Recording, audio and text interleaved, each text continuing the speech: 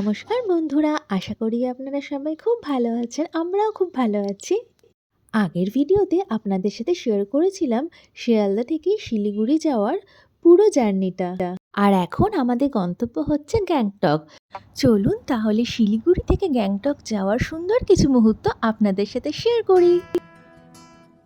এখন বাজে 8:07। আমরা গাড়ি উঠে গেছি। গ্যাংটকের রাস্তায় কাজ হচ্ছে মেনটেনেন্সের জন্য, তো 1 ঘন্টা করে করে রাস্তা খোলা থাকবে, আবার 1 ঘন্টা করে বন্ধ থাকবে। এই অনেকটা বেশি লাগবে, তো ওই জন্য লেট করলাম না, বেরিয়ে যাচ্ছি। তাড়াতাড়ি বৃষ্টির মধ্যেই চলে এসেছি, গাড়িও ছেড়ে দিয়েছে। দেখা যাক আমরা কখন পৌঁছে। 4 ঘন্টার মতো মোটামুটি লাগার কথা, হয়তো আরও 2-2.5 ঘন্টা বেশি লাগবে।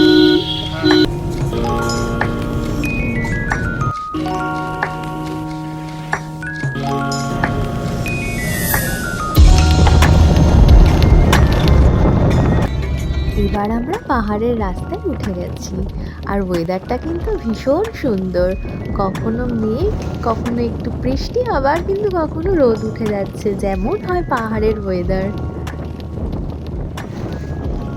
এখন আমরা ক্রস করছি শিলিগুড়ি টু আসামের রেল লাইন। আমাদের সাথে যেতে শুরু করে দিয়েছে তিস্তা নদী। এখন আমরা টাইগার ব্রিজে দিয়ে যাচ্ছি। অন্যবার যখন নর্থ বেঙ্গলের দিকে আসি তখন কিন্তু এখানটায় নামি, নেমে একটু ফটো তুলি, ভিডিও করি, কিন্তু আজকে ওয়েদারটা যেহেতু খুব একটা ভালো না, আর গাড়ি থেকে নামছি না, গাড়ি থেকে একটুখানি ভিডিও করে নিলাম। খুব ভালো লাগে দেখতে এই টাইগার ব্রিজটা। আমরা আজকে সেবক রোড দিয়ে যাচ্ছি।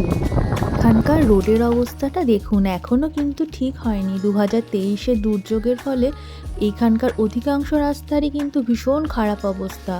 তিস্তার ধার দিয়ে কিছু কিছু জায়গা এতটাই খারাপ হয়ে গেছিল যে এখনও দেখে আমাদের ভয় লাগছিল। সিকিম যাওয়ার ট্রেন লাইনটার কাজ কিন্তু এখনও চলছে। দাদা বলল 3 বছর লাগবে এখনও এটা কমপ্লিট হতে। দেখুন রাস্তাগুলোর কি অবস্থা এখন। তবে রাস্তা ঠিক করার কাজ তো চলছেই। ড্রাইভার দাদা বলল এই জন্য এখন বেশ কিছুদিন এই রোডে ভীষণ জ্যাম হচ্ছে। বার করি না।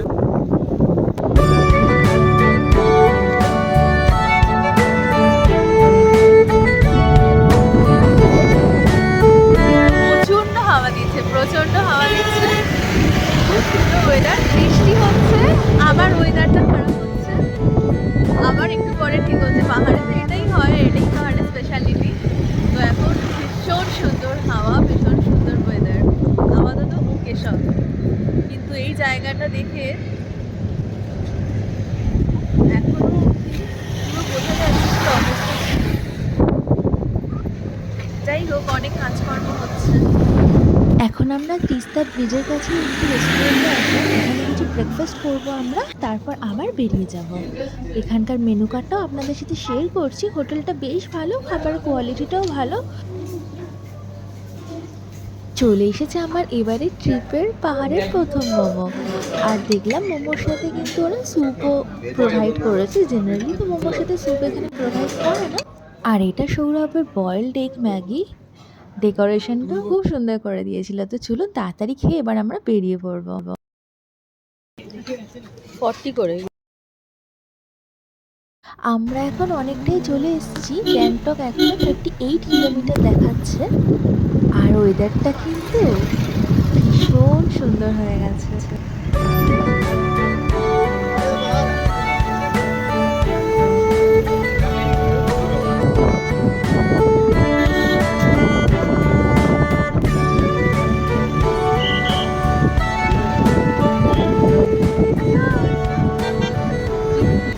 চলে এলাম আমরা সিকিমে।